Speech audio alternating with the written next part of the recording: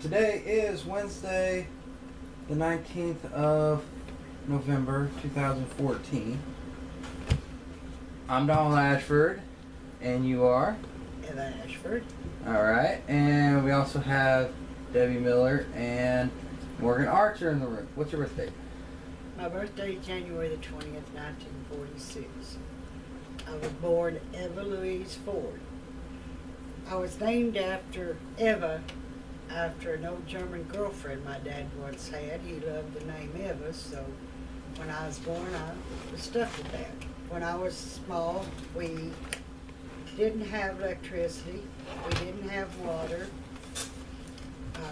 The house we lived in was what you would call a shack today.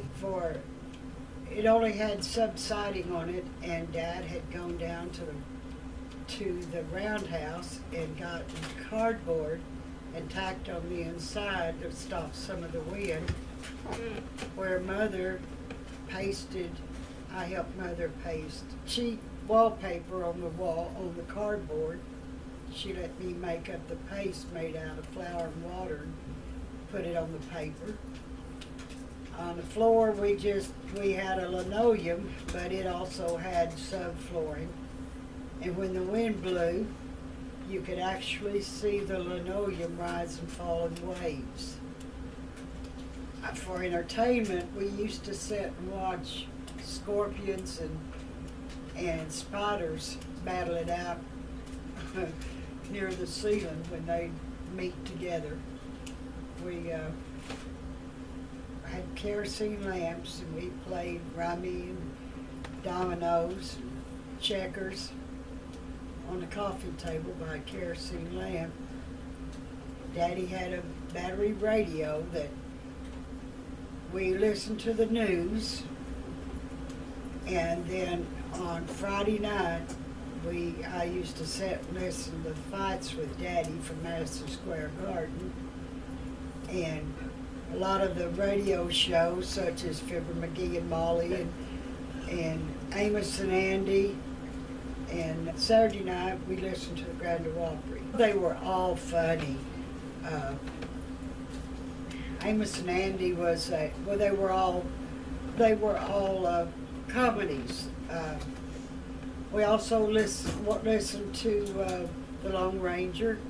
I don't remember all the shows, but there was a lot of radio shows we used to listen to on Friday nights. That was our main entertainment. That, and during the week, Daddy would sit in his chair, his big chair, and us kids would gather around Daddy. He would tell us stories about when he was growing up. And we thought it was just absolutely awesome and the most exciting thing, because Daddy was part Choctaw Indian, and he was born in 1885, which made him during the Wild West days. So he would tell us tales about various things. He told us a tale about him running off from home when he was 13 years old because his dad had farmed him out to a neighbor. And I think it was for like 50 cents a week. What's farming out to your neighbor mean? It means he hired Dad out, and then Daddy would bring home Grandpa his wages. One particular week, Daddy, instead of taking his 50 cents, he took an old broken down mule as his wages. And Grandpa had a fit, told Daddy to take her back and to get his money. Now, well, Daddy thought that since he did a man's work all week long, he should be allowed to have a man's privilege of having his own horse or broken down mule, whatever you want to call it. And he refused, and Grandpa then took him out to the barn and whipped him. And during the night, Dad snuck away and took off to Texas. How old was he? 13. He got in on a few of the cattle drives up and around Texas. One memorial cattle drive he told us about was when he saw the St. Elmo's fire. And that was when you have electrical storm come up and lightning, instead of going from cloud to ground or up, it goes from cattle horn to cattle horn, and these were all longhorn cattle. So the lightning was just literally jumping from one cattle horn to the other. And this is called San Elmo's fire, and it terrified the cattle, and they had to work hard to keep them from stampeding. Another time he was telling us about was when he was about 7 or 8 years old. He had went with his dad on a cattle roundup somewhere in Kansas or Oklahoma. I don't remember which they were in. But his dad woke him up and told him not to move. Well, being a young boy, he done exactly that. He moved. And when he moved, a rattler struck him in the shoulder. And they got Dad up and poured whiskey down him and then walked him for the rest of the night. And I don't know what kept Daddy alive, because those two things right there should have caused him to die. Evidently, that rattler didn't have very much poison in him, or Daddy would have died. Daddy came to Missouri back somewhere around, between 1930 and 1940. His daughter, Dolly, had gotten married to a guy out at Myrtle by the name of Hall. And this was back during the Depression era too, and she had written to her dad and told him to come to Missouri because there was wild game to eat, there was wild berries to pick, there was wild weeds you could pick and eat, and that they would not starve. So Daddy and his wife Jenny and 3 kids came to Missouri. And sometime or other between 1940 and the time they came, Daddy and Jenny had divorced. Jenny was living according to the census in there in 1940 as head of household with Dolly and her son Bud and my half-brother Glenn. Shortly after that, my dad and my mother got married, and there were 5 of us kids born.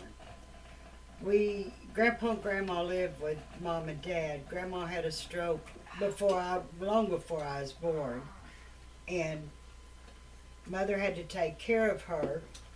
So Daddy and Grandpa bought some land up on Barton Hill.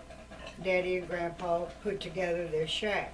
Grandpa and Grandma lived with Mom and Dad till they died. Growing up in that shack, it was cold. Oh God, it was cold. But it didn't seem so bad then. We didn't have, like I said, didn't have electricity or running water, and it was so cold at night in that old house that when you got up in the morning, you had to use an ice pick and shift the ice in the water bucket before you could even get a drink of water. And Daddy would always take coals out of the heating stove and put it in a dish pan, sort of bucket or tub-like thing, and put it on 2 big pieces of wood under the table to keep our feet warm as we ate. To get water, to do dishes, to do laundry, to bathe with, etc. Dad had a great big old barrel, and of course he had a team of mules called Snowball and Jack.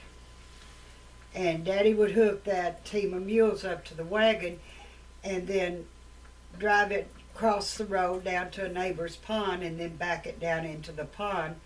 My little brother Don and I would stand with big old sticks and rake the moss back while Ed and Frank would help Mom dip water out of the pond into the barrel. and that was the water we used to bathe with, to wash clothes with, etc. Dad would build a fire on the pond bank by our house and put a big old black kettle over it and fill it full of water and heat the water up. Then Mother would wash our clothes with a washboard in tubs from the water that was heated. For water that we drank, Daddy would hook the mules up and we would go to town. And it was always a treat for us kids to get to go along because we could sit in the back of the wagon and dangle our feet out. And it was about 2 miles to town. And we'd go to the ice plant where my Mother's brother Charlie worked. And while Dad was filling our drinking barrel full, us kids would go inside the ice plant with Uncle Charlie, and we would watch him raise this huge slab of ice and then chip off a certain weight of ice, and then he'd take it, he'd have these huge tongs and he'd take it out and put it in a tub in the back of the wagon that had tow sacks in it. Then they'd wrap tow sacks around the ice. And for us kids, he would give us a big old slab of ice chip.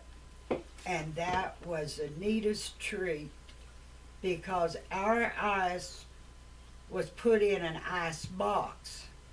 And it was there to keep the food cool, to keep it from spoiling. So we never had such thing as ice water, iced tea, or even a chip of ice to eat. You didn't bother that chunk of ice once it was put in the ice box. So the chip that Uncle Arvel gave us was really a treat, or Uncle Charlie. And we would sit in the back of the wagon and eat those ice chips all the way home. We thought that was the neatest thing. So how often did you guys get stuff like soda, candy, and ice cream and stuff like that? We didn't.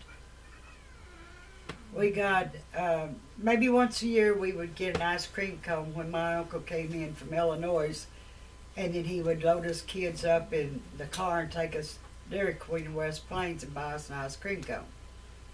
That was it for ice cream. Sodas, the only time we ever got a soda is when we walked the roads and picked up enough soda bottles that, and this was in later years too, that we would cash in for the deposit and we'd get enough money to buy soda. Well, explain how the deposit thing worked.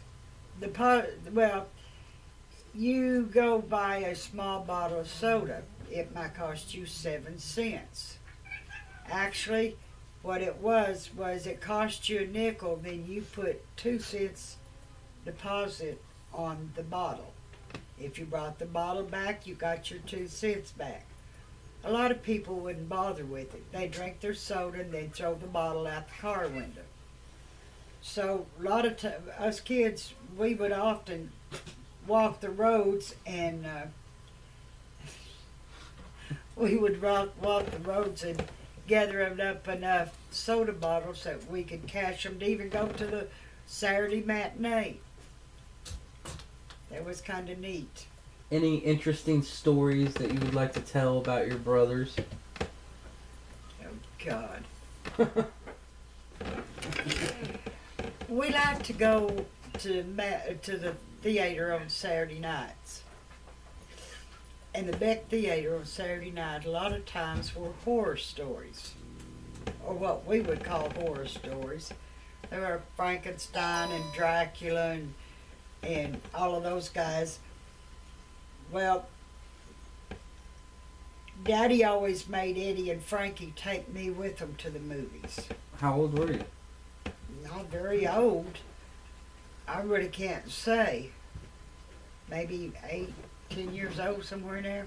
They would make me walk way ahead of them. They wouldn't let me walk with them. So I was walking up the road. I heard this sound behind me, and it was a shuffling sound. And it was a night where the road to our house was totally no street lights. It was just dark.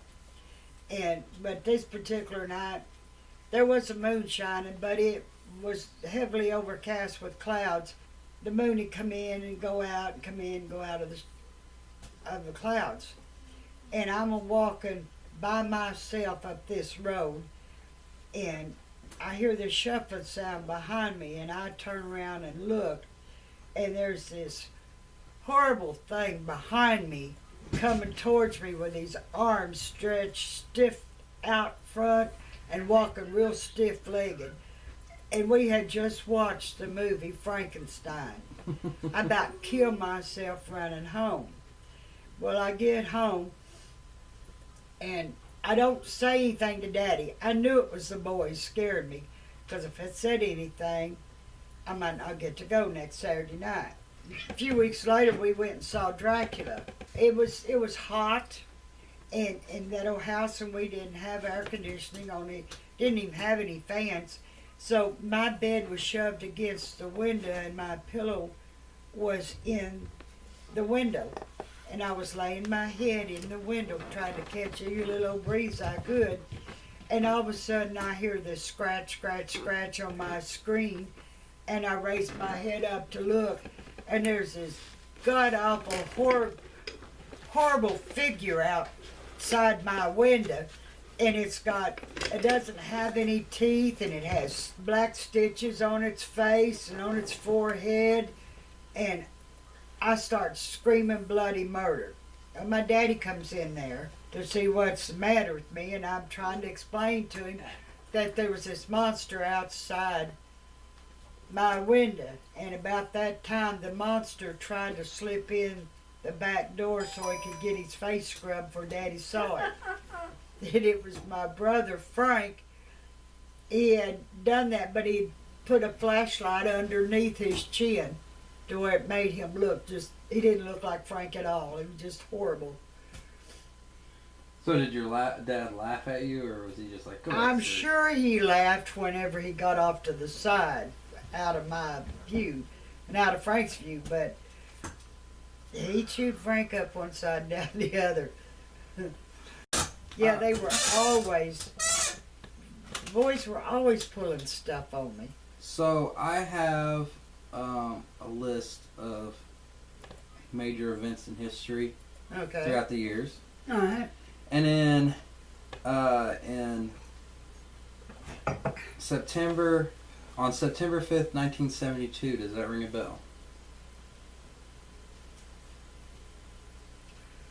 No, I've seen a lot of September 5ths. It says that on September 5th, 1972, 11 Israel athletes were killed in the Munich Olympic Games. Yes. Do you remember where you were when you heard about that? Yeah, I was home watching television. I was watching the Olympic Games on ABC. So what happened, do you think? There was some Israelis that had got into the compound, and they had taken over the Israeli compound, and they demanded a bus, and they put the Israeli athletes on the bus and was going to take them to the airport. But when they got to the airport, the German police started firing on them, so they blew up the bus and killed the athletes. April 30th, 1975. Do you know what happened?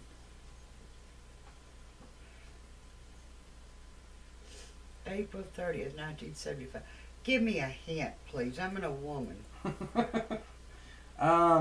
Americans evacuated from Saigon. Vietnam War ended. Oh, yes. Tell me about what the local view and your personal view of the Vietnam War was, though. We couldn't understand why it was taking place. We saw a lot of schoolmates, cousins, friends, neighbors being drafted into the service and sent to Vietnam.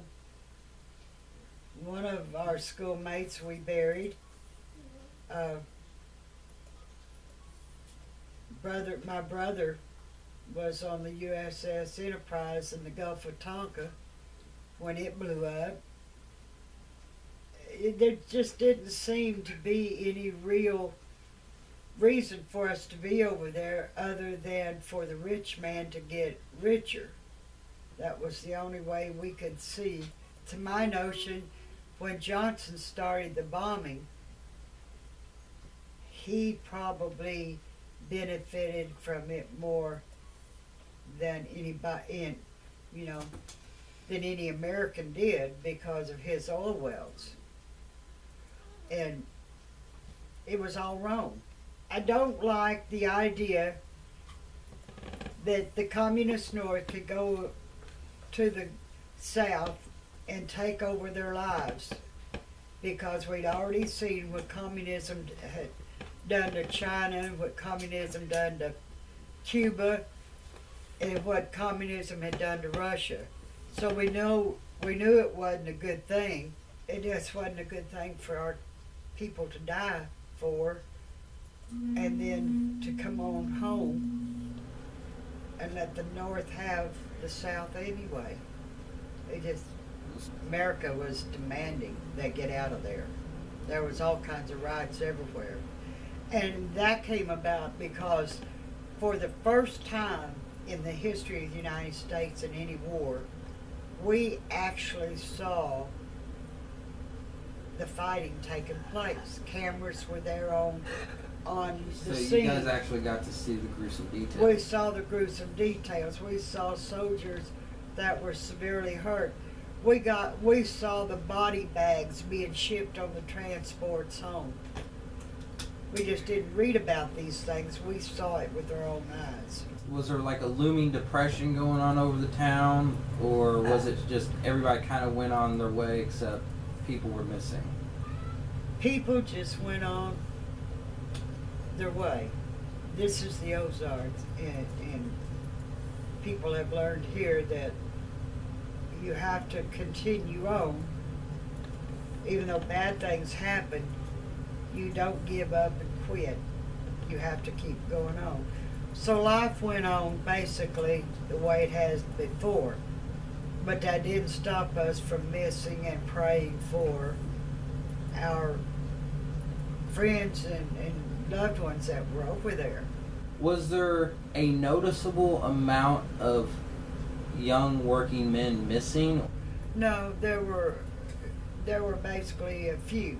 After World War II, when whole towns were shipped out in overseas, and if that unit got wiped out, the whole town was left without people, young men. So I think the government stopped that. They didn't take that many. When someone got drafted, was it one of those things where like, everybody around town knew as soon as he got his notice that he was being drafted? Did it spread like wildfire who was getting drafted this week and stuff like that? Not necessarily. Did people try to keep it kind of a secret, or? No, it became a norm? It just became a norm. What was your feeling when you heard the Vietnam War was over?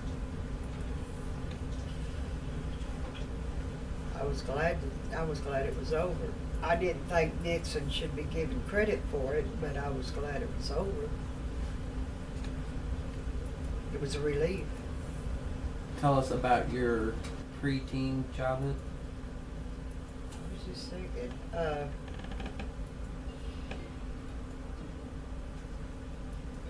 I remember one time, I was about 8 years old, and my half-sister and her kids came from California to visit us. And she had a son just about my age, one just a little younger, and then a girl about Billy's age. She was the only girl and I was the only girl, so we were walking around the backyard talking, and it was real dusky dark, getting really dark, and we happened to notice a star. So we both said the first star, and starlight, star bright, first star I see tonight. Wish I may, wish I might, have the wish I wish tonight. So we both made our wishes, told each other what our wishes were. I wished for a walking doll. I had never had a doll like that, and I didn't have a doll, so I wished that I could have a walking doll for Christmas. What's a walking doll? It was a little doll that you held its hands and it would walk with you. Its hands would go like this, and its head would go back and forth like that. And that Christmas, we got a box from California, and in that box was a walking doll. My little niece had saved her allowance and bought me that walking doll. And not too much longer, she was riding her bike and was hit by a car, I believe, and was killed. I think that's how she died. I take it the walking doll wasn't battery operated? No. But you still have that doll? Yeah, I still have that doll today. I named her Mary Jane. Mary Jane? Mary Jane. She's been with me. Okay. Does she It's been still about 58 years. Does she still walk? No, she don't walk anymore. And she don't turn her head because the mechanism was a real strong rubber band that connected the head and the arms and the legs together, that worked together. And It rotted it's out. been long since gone. Yeah. So, how old were you when this took place? But that took The walking doll. probably about 8 or 9. No. It had to be later than that. Because I was 10 years old when our house burned, and I still have the doll, and I wouldn't have had it if I had been younger. Wait, were you at home? No, Brother Frank and I wanted to stay home and listen to the Cardinal ball game, but Dad made us to go to town because they were going to borrow some money and buy us shoes for the year and buy us an outfit of clothes for our school year.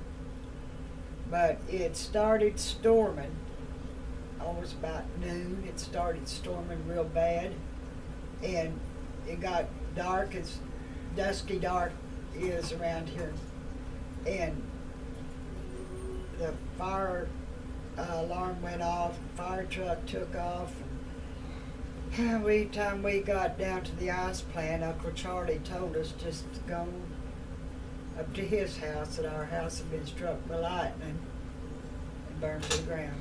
Just for clarification for anybody that's not familiar what dusky dark is, will you define it? Okay. Dusky dark is when, that's what my daddy always called it. That's when the sun has gone behind the trees. You no longer have the sun shine. But it hasn't exactly went over the horizon yet. It's that period behind the trees until it goes over the horizon, where it's almost dark, but it's not dark yet. So tell me about your teenage years. Huh. And you gotta remember to name names. I have to name names. Yes. Jenny, I'm sorry. He made me do it. Jenny has to tell you those tales. Jenny and I had been best friends from the time we were in diapers. In fact, Jenny Underwood, right? yes, we call ourselves diaper mates. When I was just a little bitty thing, I'd probably about 2 years old, Daddy would walk a quarter of a mile down to our mailbox, which was in front of Jenny's dad's house. And then he'd go on down another 2 houses and visit with her grandparents, Mammy and Pappy. Well, Jenny I would write Jenny a letter.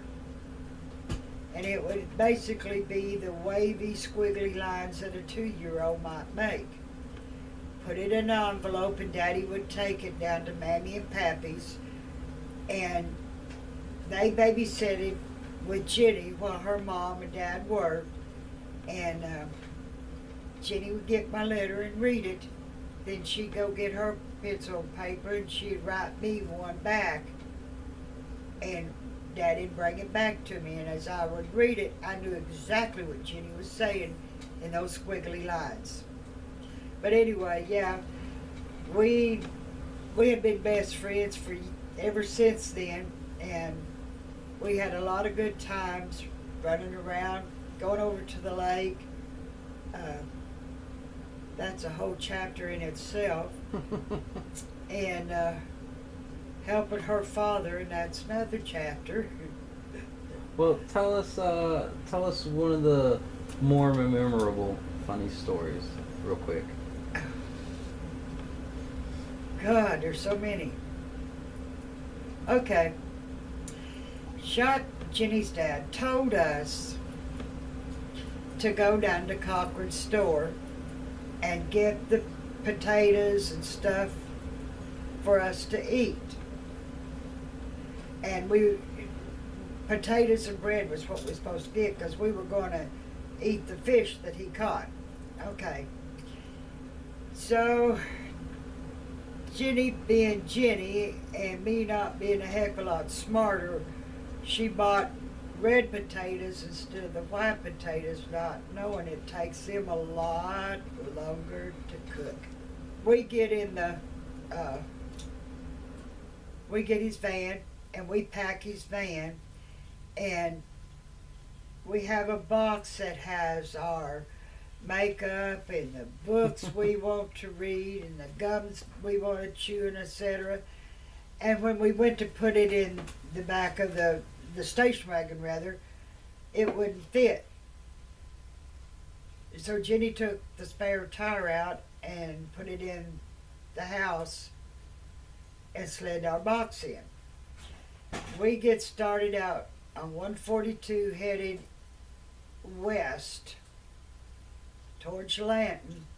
We get out there where there's no houses for quite a ways, and we have a flat. And Shot gets out, and he looks in the back for the spare, and he says, "Jenny, where's the spare?" She said, "Oh, Daddy, we didn't have room for the spare, so we took it out."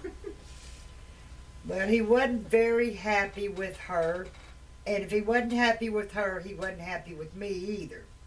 He had to walk to somebody's house to get help to get the tire fixed. So we go on to the lake, and we get to the lake. He tells Jenny that he wants those potatoes peeled. No, I take it back. He took us both with him fishing. Now, he had a canoe, and it had a trolling motor on it. And we get in this canoe, and Jenny had lost her dad all kinds of hooks and seekers, and he had threatened her life if she got in trees one more time. So we're sitting there, and she cast off, and I'm baiting my hook while she's doing that, and finally she hollers at me. She punches me, and she says, "Help me." And I turn around and look, and she's in a tree on the side of the bank. And I'm giggling, and I cast off, and I get in a bush on the other side of the river. So now we're in trouble. We're both hung up. So Jenny would let her line out, and I would reel mine towards my side of the river, and I'd yank and yank and yank. And if it wouldn't come loose, I'd let my line out, and Jenny'd reel back to her side. This went on for quite a while, this tug of war. And Shot sitting up in the front of the canoe, and finally he yells, "I've got one, I've got one." And he's a jerking up his his pole, and it's just bending double. And I got a big one. He's so excited, and he pulls it up, and what he pulls up is a trot line. Jenny and I, going back and forth, had got him hung on a trot line.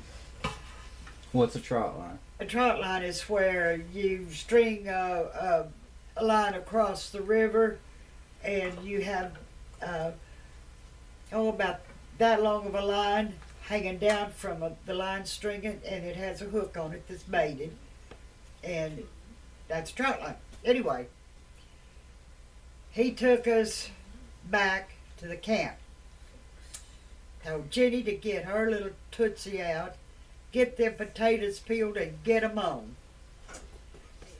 And he got a fire going, and he told her to get the potatoes on and get them on. Well, she did, and he took me back fishing with him. Well, fish wasn't biting. We weren't having any luck. We started in, finally said, "You want to guide the canoe back up to camp?" And I said, "I'd love to." So I get back there, and he shows me how you twist the handle, and it increases the speed. And you move the handle, and it changes the direction of the canoe's going. So he gets us going, and I sit down, and we're going on there, putting. I turn around and look, and seeing the bank behind us disappear, and then I just a little bit, give it a little more speed, and boy, that bank was just going away real fast, and I give it a little more speed, and it went faster, and all of a sudden I heard him hollering, "Stop, stop, stop," and then there was this big old joke, and I looked, and there's Shot hanging over a limb of a tree on his stomach. I'd ran that canoe clean out of the river, right up under this tree. He wasn't very happy with me. He took me back to camp, dumped me out, and then he took off again himself. He wasn't having nothing to do with us. He was mad at both of us. So we're cooking. I'm helping Jenny. We're cooking the potatoes, and she's over there stirring them and keeping them from burning. And I reach over to get one to see, taste it, because I'm hungry. And I reach over to get one out of the skillet to have a bite, and she slapped my hand. And when she did, my hand hit the handle of the skillet, and it just dumped them potatoes upside down. And all we had to eat that night for supper was bread, because Shot didn't get any fish. Was he moaning and groaning the whole time? No, I think he was afraid to say something. He was afraid he'd get close to us. I think he's afraid he'd kill us. Early the next morning, without breakfast, we went home. But yeah, we spoiled more than one outing like that. So, any other interesting stories about growing up as a teenager in there, Missouri? They used to block off Pentecost Hill, the cops did, and start a big old bonfire in a barrel for us kids to warm up by. And they would, down below Ace's, what used to be Ace's Hardware, where Forster's is now, where it goes around the curve and back to or Chestnut Street, that's all it was. There wasn't, the rest of that wasn't there then. They would rope that end off, and they would rope the end off up there by the grade school, so that we kids could sled ride on the hill. And we had a lot of fun there. Any interesting stories about teachers or teachers that you would like to mention? There was one. I have to tell this. Right. And Truman caught him. If nothing else, I hope your kids and grandkids and great-grandkids are listening. Truman and I were more or less troublemakers, so Mrs. White set us, our English teacher, set us up front row right in front of her desk. The windows were right there, then Truman's desk and my desk. And she had brought a pomegranate back from Mississippi with her. And she told us the myth about the pomegranate, passed it around so we could all sniff it, and had it sitting on her desk. And Truman looked over at me and he says, I wonder if that thing tastes as good as she says it does. I said, I don't know. I've never tasted pomegranate. Was pomegranate's not a regular occurrence? Not here. And he said, well, we can take care of that. He reached over and he got that pomegranate and he got his pocket knife out and he just sliced that thing up and handed me half of it. He took half of it. And we sat there and slurped on it a little bit. And Mrs. White never paid attention to me and him because we were up there right under her desk, practically. She was always watching the rest of the students in the back of the room. And neither one of us cared for it too much because there's too many seeds in it. I mean, it wasn't all that fun to eat, so he tossed it out the open window. We wiped our mouths off. Next day we come to class and she just having a fit because somebody had snuck in that room and stole her pomegranate. And it wasn't me, it was Truman's idea and Truman cut it. I just helped him eat on it.